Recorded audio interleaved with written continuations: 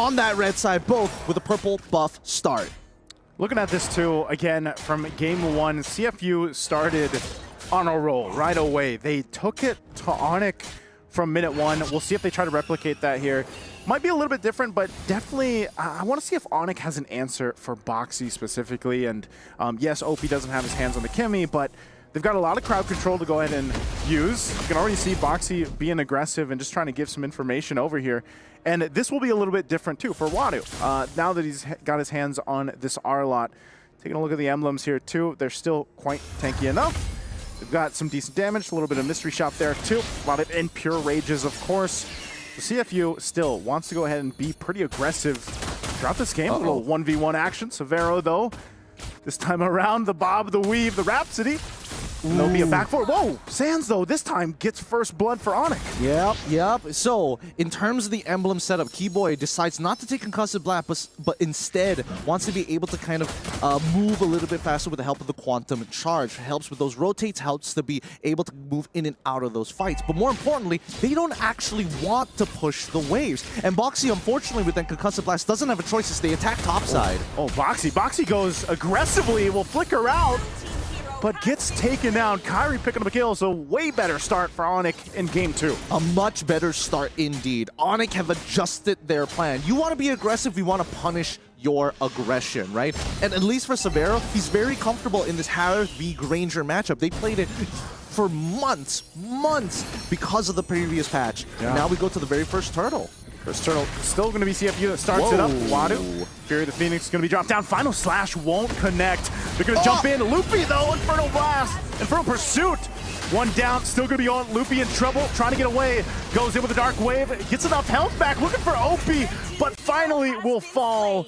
CFU picking up a couple of themselves, plus this objective, a hard-fought first turtle for the game. Oh my god, Boxi. That was actually kind of sick. He jumps in, knowing that Lupti wants to get the passive stack on the Detective first so he can start using the Infernal Pursuit. Catches him mid-punch, and then the rest of the team chain CCs him. By the time he gets the Infernal Pursuit, Detective gets a free disengage. Let's watch for this one more time, right? Because Detective is here. He gets pushed back, he sees Keyboy, and then Lupti gets knocked up and allows them to disengage properly because Sans can't cover Lupti on top of the fact that Keyboy is dead. So really good stuff here. It's these small moments from CFU which is making the difference. Yeah, and in that, OP got taken out. Earlier on, he did have to burn the flicker, so Onic will find something, and that's, you know, what you mentioned is anytime Keyboy can set things up, he'll go ahead and try to do that. Doesn't have the flicker available now too, but still Onic holding on to a very minor lead. This is going to be one of those games too where the gold laners really play a part, as Severo has done a good job farming up. Sing as well hasn't gone down despite dealing with a lot of 1v1 pressure. This is like Gideon mentioned, the classic matchup that we're so used to seeing in the gold lane between these two heroes. So the teams for now are really just looking off pick-off potential, you know, around the rest of the map here. Yeah, again, this is a very interesting matchup between these two gold laners, right? Because we've seen it many times, but it really boils down to the battle spells. Because now both sides don't have the flicker. It becomes a skill matchup, right? Severo must maintain a certain amount of distance to stay outside of the Zaman Force. Because if Sing dashes on top of Severo and commits hard enough, he will actually win out in this 1v1, right? Severo needs to make sure that he can poke out Zing and keep his health bar at a minimum, so even if he goes for the all-in, Severo with two Rhapsodies should be able to take him out. Oh, Boxi gonna try to do something here. Purify's gonna be popped already, so Severo's gonna be fine. That is a battle spell down, so a little bit of an advantage right now for Sing to work on that Harith. We'll see if Onic tries to go ahead and help out, but Turtle's going to be the next focus for both the teams here. Yep, they're going to force out that top side, knowing that Severo doesn't have that Purify. Whoa! Sans jumping in. We'll get the flicker out. Sing, though, going to try to cut it off with the Zaman Force, so that's going to be burned as well. A couple battle spells and ultimates, but meanwhile, the fight for this turtle. Onic has control. Wadu there, final slash, but Kairi will secure the turtle. Still going to be breaking down the fight. Wadu going to be in trouble, and Kairi will get a kill as well. Takes a shot at OP. I don't think you get anything more. Keyboy not going to burn that flicker for that. So focus for Onyx is the objective. They get a couple kills. They won't get this mid turret just yet. Yeah, all this because Wadu just whiffed the ult. That's really what it boiled down to. Yep. If he hit that ult, it would be a different story. Because he was left out in the water and considering that the front line was getting shoved in from the side of Onyx ID, making sure that Detective couldn't cover that space, that's how Onyx ID were able to take this turtle for free. But now back into the gold lane, right? Again, a lot of resources are getting thrown up to this top side. The fact that Sans wasn't really part of that fight to begin with just goes to show how important it is for both gold laners to have some form of pressure, some form of a lead to really skew it in their favor. So close here too, despite, other than the jungle, which is, I guess, to be expected when you get a lead like this in Kairi. Again, Keyboy gonna be fine. Tsunami Slam won't land. Boxy punish this time, and a kill goes over to Severo. Still the Dark Wave. Loopy jumping in. Forceful Flicker. Fury of Phoenix will be used. No one else to follow through. So Onyx happy with one. Yep, really nicely done there. Making sure, hey, you Tsunami Slam. Okay, sure, not that big, not a big of a deal. Loopy just flickers on out of there. Instantly punished, knowing that Boxy still had his flicker on cooldown. So just really good tracking of the battle spells from Onyx ID, right? Both sides will find any little bit of advantage. T1 collapses down on bot side, but now we are starting to see the ball roll. I'm not sure how Kairi is going to go, but it looks like he's going to go for the BOD. He's real greedy because he's also taking cooldown boots on top of it. And not to mention, Severo already with the Sky Piercer, this is where Zing has to be careful. Is this just because of like a confidence play? Zing, wow, going forward, Severo. He saw Onyx, the rest of the members there, so he's just going to clear that out. I'm not sure if they're going to be able to do much more, but that is no Zaman Force now available for this turtle. So Onyx might have enough of that information. Boxy's going to go ahead and take a look. I'm not sure if they're just going to rely on a Flannel Slash for this fight here. It's going to go for a little bit of a reset. Dark Wave. They go through. Zing gonna have to join the fight. There's the final slash they were looking for. Fury the Phoenix dropping down. Keyboy, Tsunami Slam as well, but Kairi still gets the turtle. Zing unleashing now, looking for Sans. Meanwhile, Loopy's gonna be in trouble as well. Sans still up, but Zing can't get the last hit that he was looking for, but now it's Kairi. Before he falls, he'll pick up a kill, and Wadu will survive. I don't think they're able to find Sans, though. Wow, that fight. It didn't look like it started off well, but it worked out at the very end. I would love to see a replay of that fight one more time, because it really boiled down to Wadu jumps into the middle of the fight. Let's see how many people he catches with that final slash, right? He gets in there, the backline gets attacked, and that's where things start to snowball out of control. When both Zing and as well as Wadu are able to get their initial resets, because right now they're still pretty tanky. And there's not enough damage from the side of Onyx Indonesia to commit and spread it out and distribute it amongst a lot of spots. Again, Wadu, I know we didn't get to see the entire play out, but he did a phenomenal job too at zoning Kairi out. So Kairi wasn't able to actually join some of that crucial moments of that fight. So, and then, survives it all after that with the flicker. So great decision from CFU. So Onyx, they lose. They had about a 3,000 gold lead that they were working with. It's going to be whittled down pretty much to an even game here, at least economically. But right now, it's still Onyx with a little bit of a pressure lead, the way that they're playing around this. But I guess they've got to respect what CFU can throw at them, especially between Wadu and Boxy. I mean, sure. I mean, the fights are looking good for CFU Gaming, but now, as you can see, the conversion isn't the most deadly, right? It's not like a 5k gold swing. It's only a 3k gold swing so far. And when we look at the items as already built, we're going into the second phases of the game. We're going into the mid game, right? BOD already complete for the side of Kairi, and it looks like he wants to eventually build up to an endless battle. Lutpi, he's not even going for Thunderbelt at this point of time. He's literally anti-Cuirass. I'm going to be able to tank as much damage as possible. I really need to see the MR come through from him, and honestly, the anti-Cuirass is kind of strange. I would have liked to see him play the Thunderbelt from the get-go. Yeah. Early initiation from Boxy. Fury the Phoenix to follow.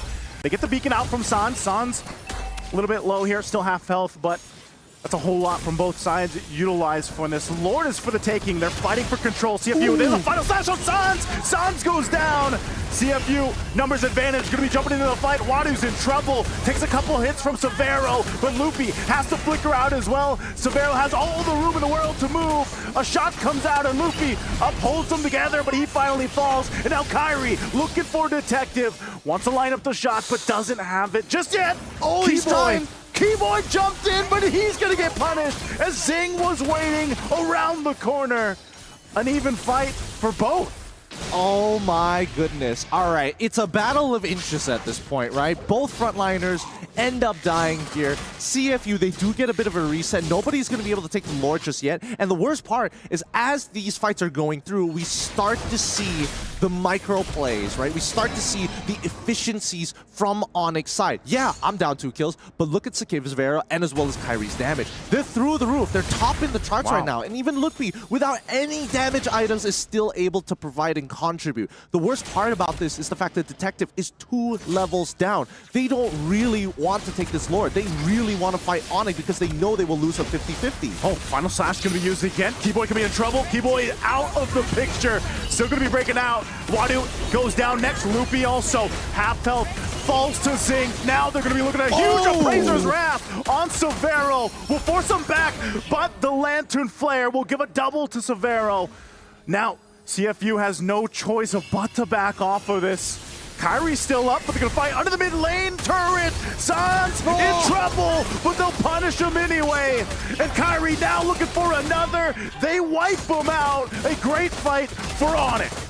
Down to the wire. Sans able to get that final pickup, allowing Kairi to come in and run through the rest of them. Even Severo able to stack back up. This is a fully built, fully scaled Yi Shun-Shin. Level 15, his ult is on a short cooldown. Let's watch this one more time, right? Because this fight all started with Wadu actually picking off Keyboy and not one of the big damage dealers, which is what we saw the last time, right? We saw Severo dying early in that previous fight, but as this progressed, you notice they can actually kite for days. Yeah. There is no means for CFU to really extend their lead without the Arlet. Detective is great at planting his foot down and being an immovable object and slowly take space, but cannot reach further than it. I think even that, when you get a glimpse of them, you know, still pressing on the gas in the mid lane, it's like, you know, you don't convert that kill on Sans, you are going to get severely punished, and that's what we saw there. Even then, Sans able to protect Severo enough to give him that opportunity to survive that whole thing was great teamwork there. So this now leads them to this Lord. It's going to be marching towards that mid lane. You can see the stacks here too for Severo. So good. 560 natural stacks.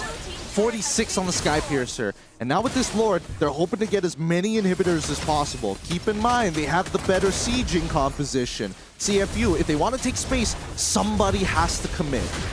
Okay, they'll clear it out. Seal's going to be used. It looks like they want to fight. Boxy's giving them a call. Retri's going to be used from Detective. Boxy jumps in. Tsunami Slam. No one to target. Fury the Phoenix already dropped down. Onyx might choose to counterplay into this. Loopy with a Dark Wave. Final Slash going to bring Loopy. He goes under the turret. A great combination. Onyx down 1 member. Still going to be looking for the fight. Severo will keep Opie in check. Zing. Very aggressive, but CFU will just find 1. Nicely done by Detective. He saw that bar full. He knew that Lupe was going to come out of the out of the taunted state. And immediately, as soon as he made the mistake of pressing his auto attack, Detective hops over the wall to pull him underneath the tower. That's the way CFU Gaming, they understand they've got a shark on their logo for a reason. They are fishing for Onyx ID. That reminds me of what LaFell mentioned about sharks and the noise they make. But, you know, yeah, that's it. That glimpse of CFU, it's really the timing they need. We do see this, the Holy Crystal and the Divine Glaive are there now for Zing, and I feel like, you know, he's pretty aggressive, and you can rely on the Purify here, but maybe that's just the way CFU wants to play it out. I think even as we get up to the next Lord here in about 40 seconds, still it's, you know, they got to be able to withstand that initial kind of onslaught from Onyx. They've been the ones, CFU, from game 1 to now even game 2, despite even being down, to start these fights. I don't know if it would change much for them if they let Onyx be the ones to get the first get-go on it. I don't think they can afford it right now, mainly because Detective is a level down on Kairi. And we know that with these world-class junglers, that 1 level difference really is the difference maker. Detective. Oh, no. They're going to force a fight in anyway. Final Slash already used under the tier 1 turret in the mid lane. Still going to be looking for more. Detective finally falls. Zing sees multiple low health bars, but Severo just unleashes. Keyboy jumps on in. They're going to be able to take out Zing, but it's a double for Opie. A trade already 3 for 2. And Onyx still with Kairi up. Do they go and take this Lord. They're so low here. Yep, they are low, but Kyrie is going to heal up. There's no actually, I don't think if they're able to do the... Oh, wait, no, Kyrie should have enough damage, but he's going to let Severo do the tanking. So once he's got just enough health, he gets back in, and they start switching places. So nicely done from the side of Onic Indonesia. Let's look at that fight one more time, because I was surprised that they decided to fight here, exactly, of all places. Why would you do it so close to mid-tier 1? I was thinking the same thing. I was like, if they are going to start a fight, maybe not there. That's not the best place. So even if they pick up a couple kills, ultimately they now have to deal with the Lord. That was very upsetting. I think that's one of the bigger miscalculations coming in from the side of CFU Gaming. Even though, to be fair, their initiation wasn't that bad. And I could definitely see an angle. But the problem is that mid-tier 1 is still available, and that's what takes away from that power position hiding onto that mid-brush. Now, the siege is going to be a little tough, I'm not going to lie, but Oppi did buy that Wishing Lantern. In terms of Zing, he's really, really strong, but he needs that space to take full advantage of that Xamarin Force so he can start chrono dashing around. Oh, whoa! Boxy going to start the fight anyway. Keyboy gone. Lord's going to kind of march into the mid turret. It falls.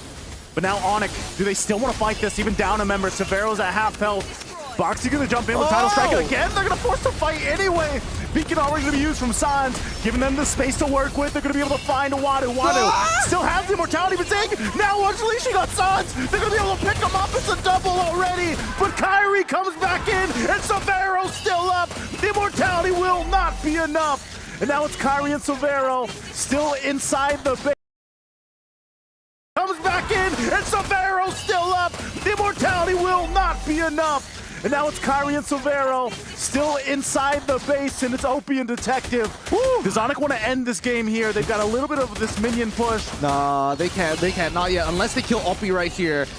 Detective, please stand in the right spot here. Severo's allowed to auto-attack, and same goes for Kyrie to the Crystal, but it does basically nothing as long as they maintain these waves. They're going to go ahead and maintain it. Again, Detective going to watch out. Kyrie will go ahead and go for it anyway. Now they're going to work on the base, and that's going to be enough. Double kill for Severo. We're going to game 3.